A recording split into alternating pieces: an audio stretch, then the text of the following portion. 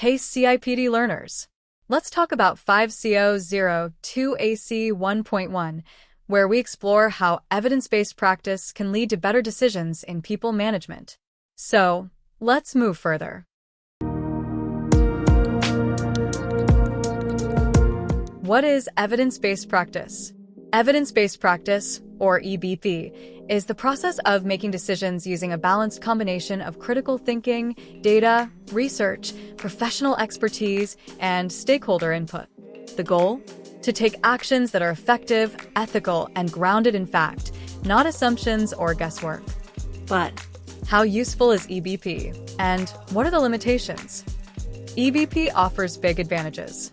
It enables more informed and effective decisions, stronger alignment with strategic goals, HR policies built on facts, not assumptions, improved credibility for HR practitioners, a more analytical approach using data, and more consistent, risk-aware interventions. But yes, it has limitations. Good evidence can be hard to find, time-consuming, or not always relevant. That's why critical thinking is still key, to interpret and apply evidence in context. Now, let's understand the real people practice issues and EBP in action. Let's take two real people practice examples.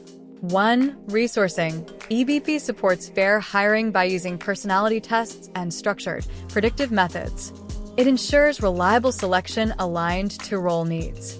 2. Reward. With EBP, reward strategies are built on real performance data.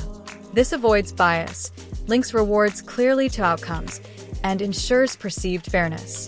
Whether it's recruitment or recognition, EBP brings structure, credibility, and stronger results to people decisions. So, that's a wrap-up for today. Hit like, subscribe.